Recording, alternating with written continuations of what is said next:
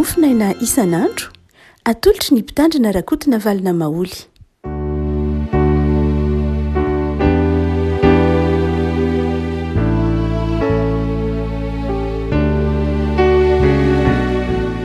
Faly miarahaba antsika revaka malalatra ity Alarobia fa 2 volana Septambra ity. Ny Mofonaina voalahatra ao antsika anio dia ny lioka toko 710. Lioka toko 710. Ny andininy fa 510 ka hatramin'ny andininy fa 420. Lioka toko 710 andininy fa 510 ka hatramin'ny andininy fa 420. Amin'ny anaran'i Jesosy. Ary ny anankiray tamin'ny izay niara-mipetraka ny inana taminy dia nandre izany teny zany ka nanao taminy hoe sambatra izay ihinan-kanina ao amin'ny fanjakan'Andriamanitra. Fa hoy Jesosy taminy, nisy olona anankiray nanao fanasana lehibe ka nanasa olona maro. Ary naniraka ny mpanompony izy tamin'ny fotoana fisakafoanana hilaza amin'izay efa nasaina hoe andefa evoavoavoatra ny zavatra rehetra. Fa izy rehetra dia nitovy saina ka samy nanao fialana. Hoy ny voalohany taminy, efa nividy tany ka tsy maintsy mandeha izahazy. Masiny ianao, ekeo ny fandavako. Ary hoy ny anankiray koa, efa nividy mifola aho ka andeha mantatra azy. Masiny ianao, ekeo ny fandavako. Ary hoy ny anankiray koa, efa nampakabady aho ka amin'izany tsy afaka makany. Ary no tonga ilay mpanompo dia nambarany tamin'ny tompony izany. Dia tezitra ny tompontrano ka nanao tamin'ilay mpanompony hoe mandehana faingana ho ainy amin'ny lalambe sy ny sakely-dalana hita tanàna ka ampidiro ny malahelo sy ny kily maina sy ny tsambary mandringa. Ary hoy ilay mpanompo, tompoko, efa natao izay nandidinao ary mbola tsy feno ihany ny trano. Ary hoy ny tompo tamin'ilay mpanompony, mandehana ho eny amin'ny lalambe sy ny sisim-boly ka tereny olona hiditra mba ho feno ny tranoko. Fa lazaiko aminareo, tsy hisy anandrana ny nahandroko ireny olona nasaiko ireny na dia iray akory aza. Riray masino manamasinana amin'ny fahamarinana, ny teninao no fahamarinana. Amen.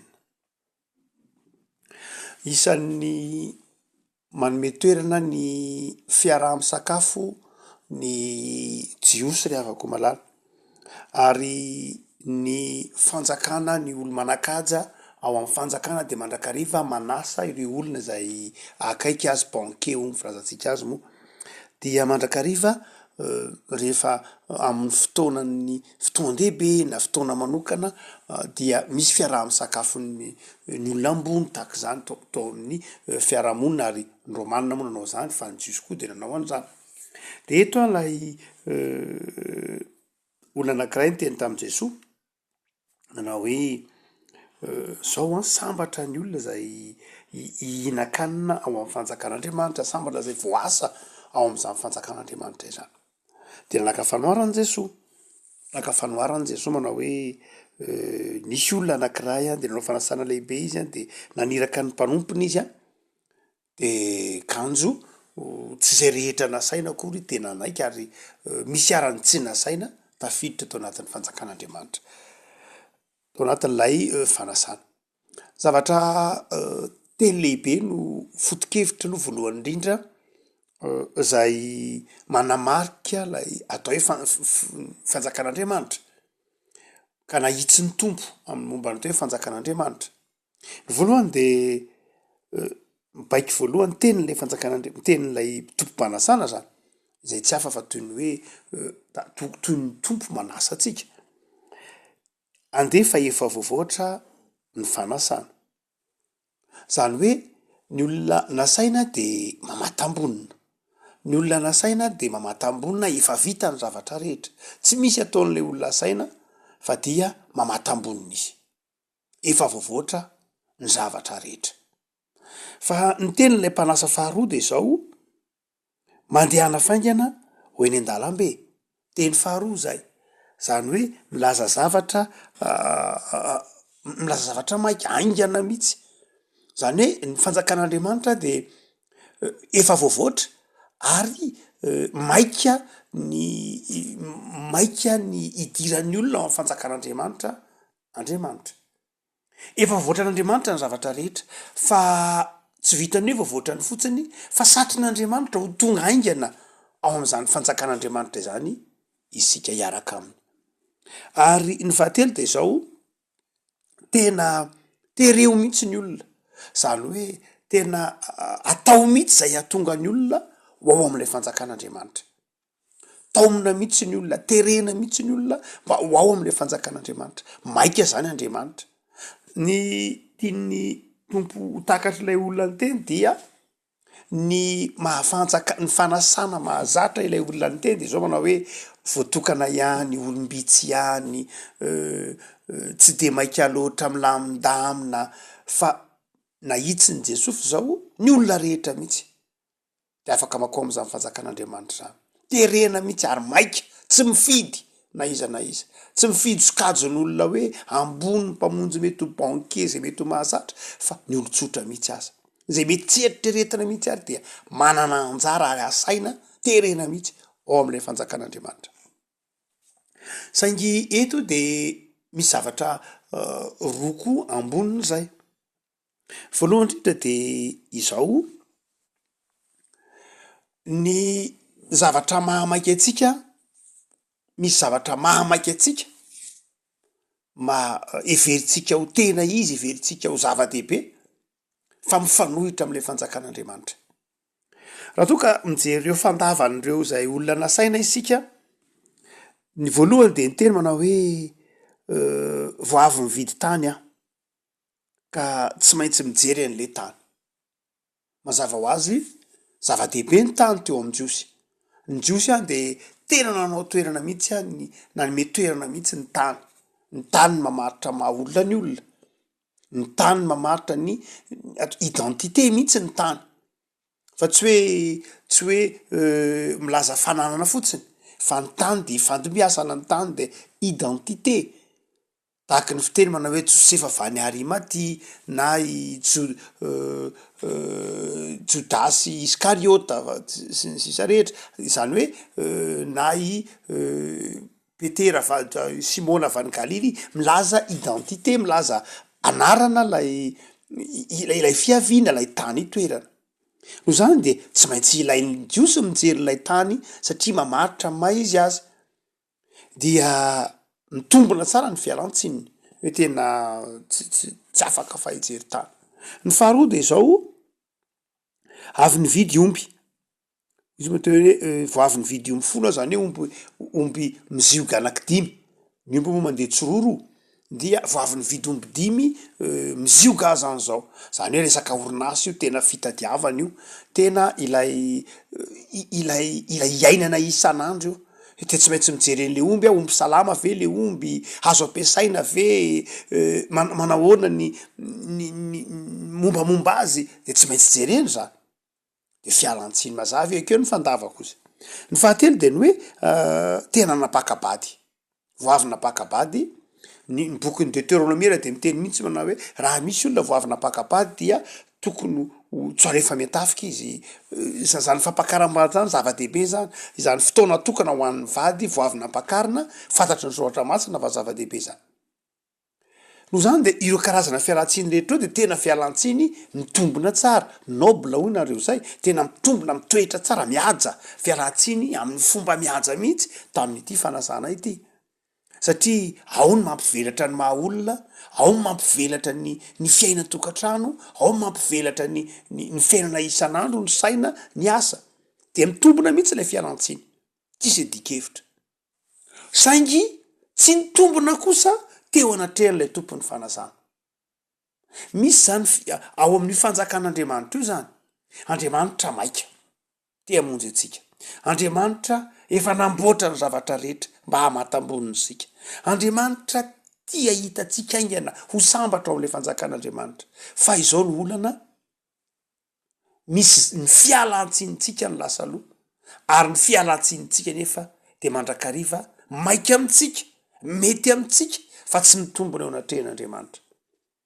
itsika ireray amin'ny fieritreretantsika azy de zao amin'ny asan'Andriamanitra na amin'ny fanompona na amin'ny fanolorantena de zao tena misy fialatsiny everintsika ho mitombona mihitsy fa mitombona amintsika izy mety mitombona amin'ny namantsika izy mety miteny amin'ny namantsika tsika hoe tena tsy afaka fa mapakabady tena tsy afaka fa voavy mijery tany manokarakara borina miady fototra na koa mety mitombona koa manao hoe tena voavy mijery n'orinasa voavy mividiana tary amin'ny impôt sy ny sisa de tsy afaka mihitsy fa nefa reny fialatsiny reny de tsy mitombona eo anatrehan'Andriamanitra kay zany hoe misy zavatra zay everitsika ho mitombona tsara mihitsy eo anatrehan'Andriamanitra fa tsy mitombona eo anatrehan'Andriamanitra mety mitombona amintsika ihany reny fialantsiny reny fa tsy mitombona eo anatrehan'Andriamanitra zay ny mampatahotra ry havako malala mampatahotra satria ndraindray tsotsorintsika ny fanasan'Andriamanitra tsotsorintsika ny an'Andriamanitra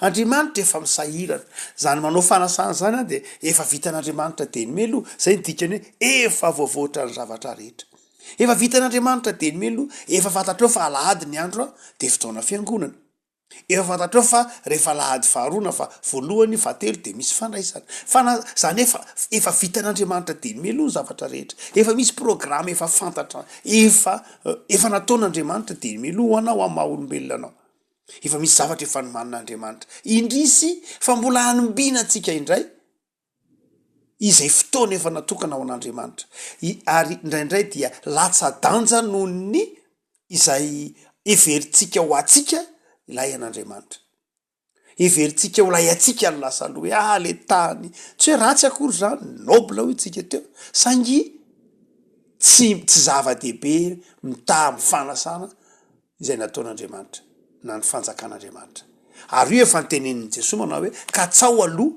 le fanjakan'Andriamanitra fa ireto olana sainy reto de tsy nanao an'izay nikatsaka ny azy izy aloha na de tsara le izy de zao nataony ho any aorinany ny an'Andriamanitra rehefa malala de ny tompo moa zany ny teny manao hoe de zao tsy isy anandrana ny nahandroko reny olona nasaiko reny na de ray aza rehefa malala fampieritreretana antsika kristianina mihitsy zany fampieritreretana antsika kristianina ny hoe movy ataontsika tena lahara-pahameny ity fanjakan'Andriamanitra ity sa ataontsika ambiny zavatra indraindray misy zavatra everitsika ho tena mety mihitsy fa izao tsy mety eo anatrehan'Andriamanitra raha toa ka mijery angeny zavatra takian'Andriamanitra amintsika ange andeha ataontsika io na de fitompivavahana isan'alahady fotsiny ihany ary raha ohatra ka miangona isan'alahady ange tsika isaky ny alahady maraina raha be indrindra ange any am-piangonana adiny 4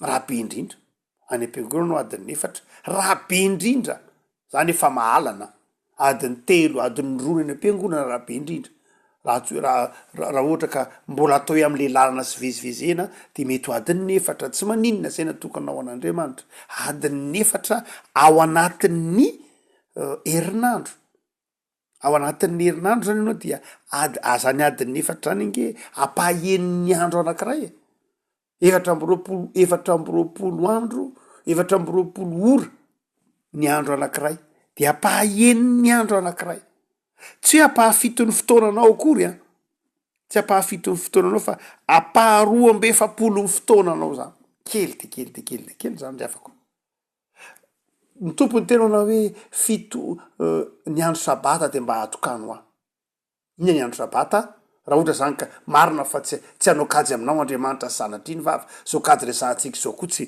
sanatria hoe arahana rabaky teny fa ho fampieritrretana anao fotsiny hoe atraiza le lahara-pahamehana raha ohatra ka efa adiny 4 raha ohatra ka hoe ao anatin'ny herinandro ka tena ny 420 ora amin'ny herinandro natokanao an'Andriamanitra zany ny andro fahafito de zay no pahafitony fa raha ohatra ka am'le andro fahafito iny tsy 420 ora natokana fa 4 ora ihany de apaharoa amby 7 zany apaharoa amby 7 ny fotoananao anatin'ny herinandro zany no natokanao an'Andriamanitra apaharoa amby 7 fotsiny kelenge zany le avako malala raha ohatra ka somary hitarina de ny hoe raha ohatra zany ka velona 2 amby 7 taona ianao ka niangona foana isan'alahady de ny herintaona ny totalin'ny angonanao.